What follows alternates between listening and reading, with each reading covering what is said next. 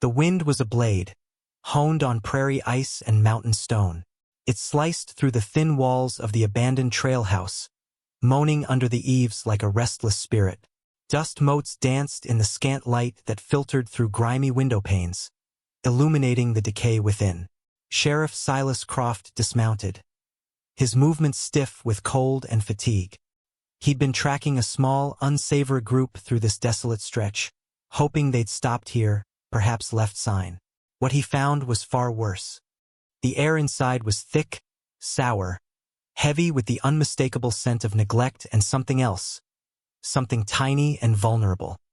He stepped over a threshold littered with dried mud and fallen plaster. The main room held the detritus of hasty departure, overturned stools, spilled provisions, a scattering of tattered blankets. But it was the sound that drew him deeper, a chorus of frail whimpers rising above the wind's howl. In the back room, huddled together on straw pallets laid directly on the cold floor, were bundles. Small, swaddled bundles. He knelt, his breath catching in his throat. Not bundles. Babies.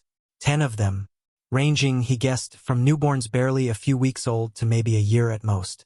Their faces were smudged with dirt and tears, their cries weak, some too weak to even make a sound, just small, shuddering forms. Emaciation was etched onto their tiny features. It was a scene that froze the blood, a level of cruelty that defied comprehension. Who? Why? And how long? His mind reeled, grappling with the impossible. 10 infants, abandoned, in this unforgiving wilderness. There was no sign of the adults who must have brought them, just gone, leaving this fragile, impossible burden behind. Panic, cold and sharp, pricked at the edges of his composure. A sheriff dealt with outlaws, with disputes, with the harsh realities of frontier justice. He didn't deal with this. This was beyond his purview, beyond his capability. Alone, with no supplies, miles from the nearest settlement, the weight of their 10 small lives pressed down on him, crushing. The wind outside seemed to wail louder, echoing the silent scream in his chest. He stood slowly, his gaze sweeping the desolate room, searching for an answer, a clue, anything. There was nothing, just the babies, the cold, and the profound, terrifying silence of abandonment. His badge felt heavy, useless. The law had no answer for this kind of desolation. He was just a man, facing a crisis that demanded more than he could give. He stood there for a long time, the cries of the infants a constant, unbearable pressure. He couldn't leave them. That was unthinkable. But he couldn't stay here either, not without food, milk, warmth, proper shelter. And he certainly couldn't transport 10 babies across treacherous terrain to the nearest town. Desperation clawed at him. He walked back into the main room, scanning the stark landscape visible through the windows. Sparse trees, endless scrub, the harsh, indifferent sky. Then his gaze caught on something movement perhaps, near a cluster of rocks not far from the house. A lone figure, a woman. He'd seen her before, living in a small, ramshackle cabin he passed occasionally on patrol. Alara. She was known for keeping to herself, a quiet, almost spectral presence in the solitude. Rumors clung to her like the dust of the plains, whispers of tragedy, loss, a life lived on the margins. He'd never exchanged more than a brief nod with her. Now a desperate, audacious thought formed. He had no other choice. He had to ask, even if she refused, even if she couldn't. He walked outside, the frigid air a shock after the stagnant warmth of the house, and strode towards her, the cries of the abandoned 10 following him like a haunting echo. He found her by a small, smoky fire, tending to a single, meager pot. Her face, etched with resilience and something akin to perpetual sorrow, turned towards him as he approached. Alara. She wore simple, practical clothes, faded and worn, and her hands, though calloused, moved with a quiet efficiency. Her eyes, a striking, depthless gray, held a guarded intelligence. She didn't speak, merely waited, her expression unreadable. Silas didn't waste words. The situation was too urgent, too dire for pleasantries. Alara, he said, his voice rough, strained. "I need your help. Something terrible." At the trail house, he gestured back towards the dilapidated structure. "There are babies. 10 of them. Abandoned." He watched her face carefully. A flicker of something, shock, disbelief. Then perhaps a flash of pain she quickly masked, crossed her features. She didn't speak immediately, her gray eyes fixed on his, searching for the truth in his stark words. The wind whipped around them, tugging at her dark hair, making the fire sputter. The distant cries were just audible, carried on the wind, a faint, mournful sound that only someone listening acutely might catch. He knew she heard them. 10? She finally whispered, the single word heavy with the impossibility of it. 10? He confirmed, the word feeling like a stone in his mouth. Infants. Left there. No one else. He explained briefly, starkly, what he'd found, the lack of supplies, the miles to the nearest town, the sheer, overwhelming scale of the problem. "I don't know what to do, Alara. I can't leave them. I can't move them all." His usual stoic demeanor cracked, revealing the raw desperation beneath. "They'll die." Her gaze shifted from him to the trail house, then back to him. He saw the calculation in her eyes, the weighing of the immense burden against her own solitude, her own limited means, her own wounds. He knew she had little, perhaps nothing, to give. Yet, he also sensed something else in her, a deep, buried compassion, a resilience forged in hardship that might understand the fragility of those lives. "They need tending," she said, her voice quiet but firm. "Milk, warmth, cleanliness." She listed the immediate necessities, her practical mind already assessing the crisis. It wasn't a question of if they needed help, but how such help could possibly be rendered. "I know," he said, feeling a sliver of hope, fragile but present. "I have some rations, a little coffee, but not enough for them. Nowhere near enough." He looked at her small fire, her meager supplies. "I thought, if you could come, just to help tend them, while I try to figure out how to get word out, how to get help here." He didn't explicitly ask her to take them on, just to help him in this immediate, overwhelming moment. It was a desperate plea, cloaked in the language of practical necessity. She was silent for a moment longer, her gaze distant, lost in thought. He knew she was seeing the enormity of the task, the danger, the potential disruption to her already isolated life. But he also saw something else. The pain in her eyes seemed to deepen, as if the cries of the abandoned children resonated with her own hidden grief. "My supplies are few," she stated, not as a refusal, but a simple fact. "And this wind will bring colder weather." "I know," he repeated, his voice raspy. "We'll share what little we have. We have to try, Alara. We just have to try." He waited, the seconds stretching into an age. Her decision felt like a pivot point, not just for the babies, but for him, for the very air around them. Finally, she nodded slowly, a reluctant, heavy inclination of her head. "I will come," she said. For now, it wasn't a commitment beyond the immediate crisis, but it was enough. More than enough. A wave of relief, profound and sudden, washed over Silas. He hadn't known how he would face this alone. Now he wasn't. The weight hadn't lifted, but it was perhaps shared. Inside the trail house, the air felt even heavier than before, thick with the scent of neglect and the persistent, low chorus of cries. Alara moved with a quiet purpose, her initial reservation seemingly dissolving in the face of the immediate need. She didn't speak, her gray eyes assessing the situation, the state of the babies, the lack of resources, the sheer, overwhelming task ahead. Silas watched her, a silent observer. He saw her gentle hands carefully unwrapping a small bundle, checking its warmth, its breathing. He saw the way her expression softened, just slightly, as she looked at the tiny, vulnerable face. It was a different expression than the one he usually saw, one tinged with a pain that seemed less personal, more universal, a shared sorrow for their plight. He, meanwhile, busied himself with the practicalities he could handle. He built up the fire in the hearth, trying to push back the relentless cold. He checked the perimeter, ensuring they were alone. He portioned out their combined meager supplies, a handful of dried beans, a chunk of jerky, a few potatoes from his saddlebag, the small pot of stew Alara had been cooking. It was pitifully little for so many. The most immediate problem was sustenance for the infants. He knew they needed milk, something they didn't have and couldn't produce. Alara, without a word, found a clean rag and some of the melted snow Silas had brought in earlier. She began gently cleaning the babies, her touch surprisingly deft. She found a few tin cups and a small, dented pot amongst the abandoned belongings. She poured some water into the pot, heated it over the fire, and began diluting the small amount of condensed milk he carried for coffee. It was a poor substitute, thin and probably insufficient, but it was all they had. Using strips of cloth dipped in the warm, weak mixture, she carefully tried to feed the feeblest infants, drop by agonizing drop. The night was a blur of desperate effort. The babies cried, slept fitfully, cried again.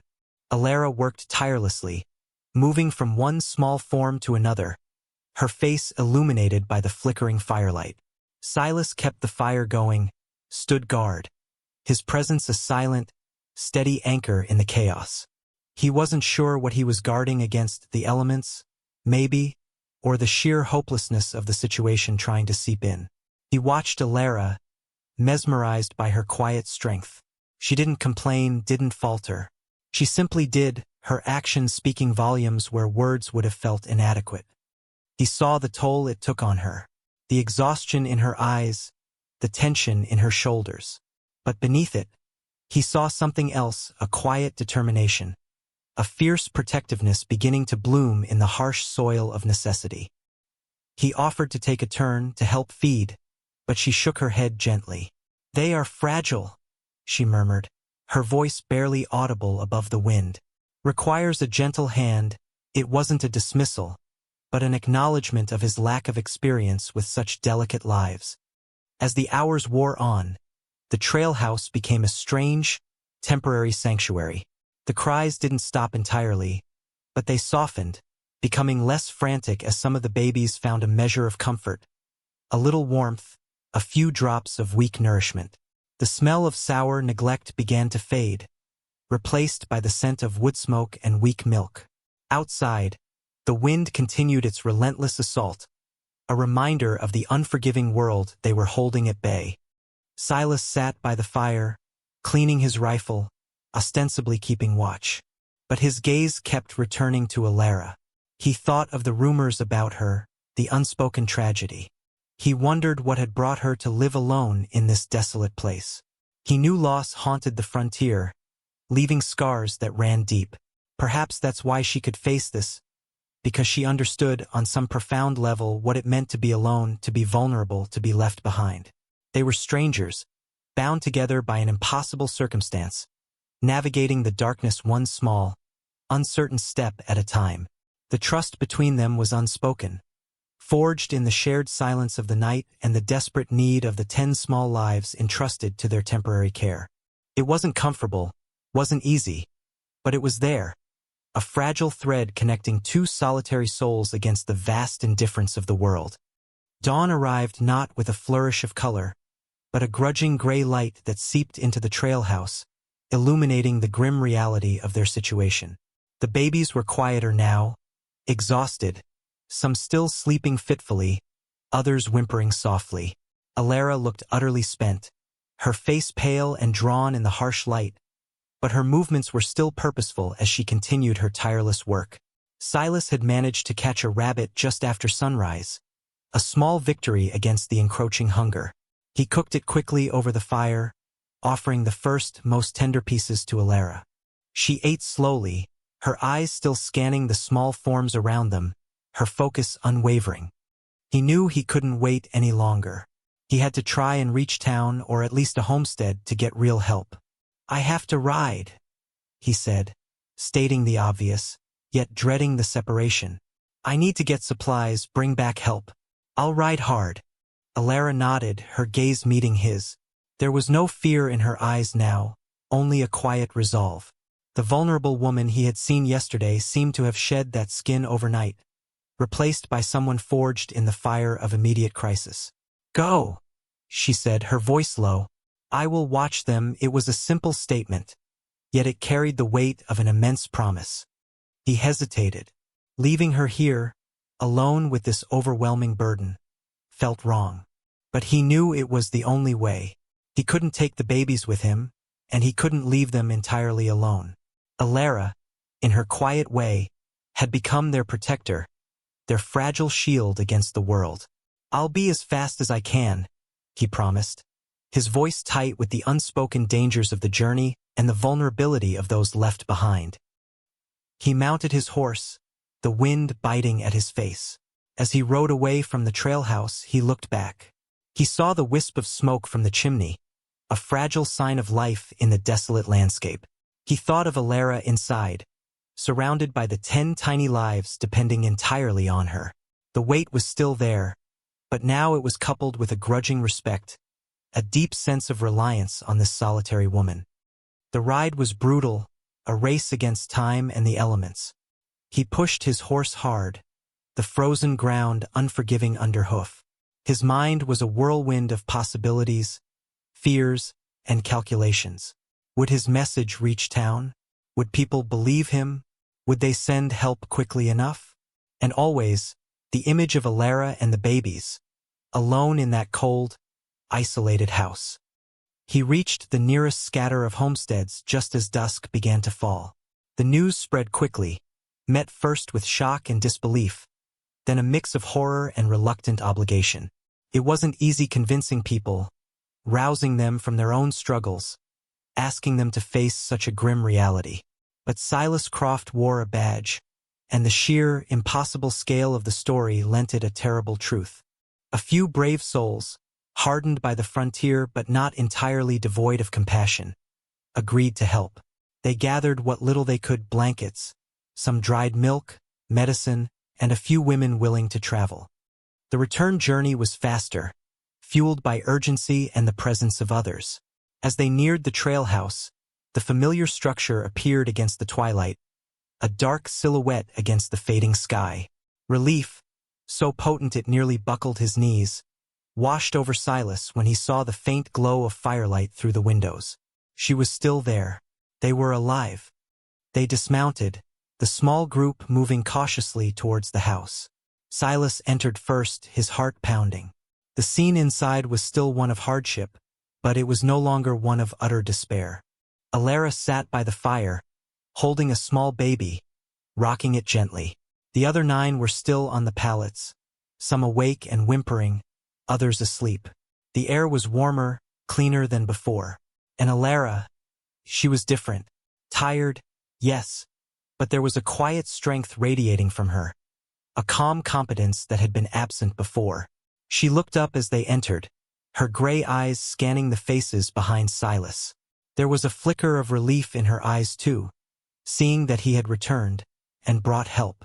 But there was no overwhelming display of emotion, just a simple nod of acknowledgement. They are weak, she said, her voice steady despite her exhaustion. But they breathe. The women from the homesteads moved forward, their initial shock giving way to a quiet efficiency, guided by Alara's calm presence and what little she had managed to do.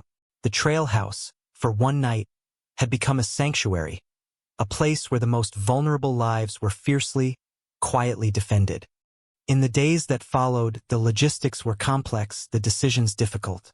The babies were eventually moved to town, their future uncertain but no longer immediately imperiled.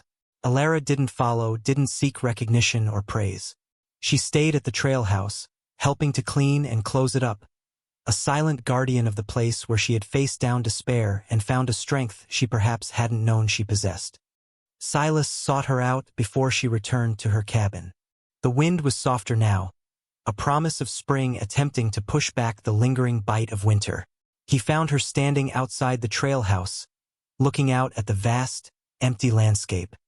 Alara, he said, his voice gentler than she had ever heard it. You saved them. You know that, don't you? She turned to face him, her gray eyes meeting his. There was still sorrow in them, perhaps, but it was overlaid with something new, a quiet pride, a deep, settled peace that came from facing the worst and enduring.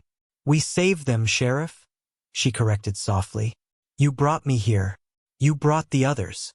He nodded, acknowledging the shared burden, the unlikely partnership forged in crisis.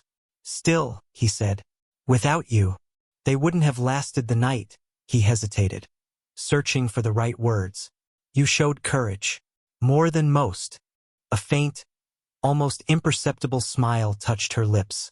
"Necessity is a hard teacher," she murmured. "But sometimes it teaches you what you are capable of." He understood. This wasn't just about the babies. It was about facing the past, facing loss, and finding the resilience to step into the light, even when surrounded by darkness. Alara, the solitary woman, the one who kept to herself, had opened her heart in the face of unimaginable need and found not just the will to survive, but the strength to protect others. She hadn't needed saving herself, not in the way he might have initially thought. She had needed a reason, a catalyst to reclaim her own formidable spirit from the shadows. As she turned to walk back towards her distant cabin, a lone figure against the wide sky, Silas watched her go. She wasn't the same woman who had tended a lonely fire by herself just days before. The experience had marked her, yes, but not broken her. It had forged her anew. The frontier was harsh, cruel even, but it also held moments of unexpected grace, born from shared hardship and the quiet dignity of enduring. He knew he would never forget her, or the 10 small lives they had pulled back from the brink together. Alara, the woman who found her strength in the face of 10 abandoned hopes. The world kept turning, hard and indifferent, but they had carved out a small space for light within it.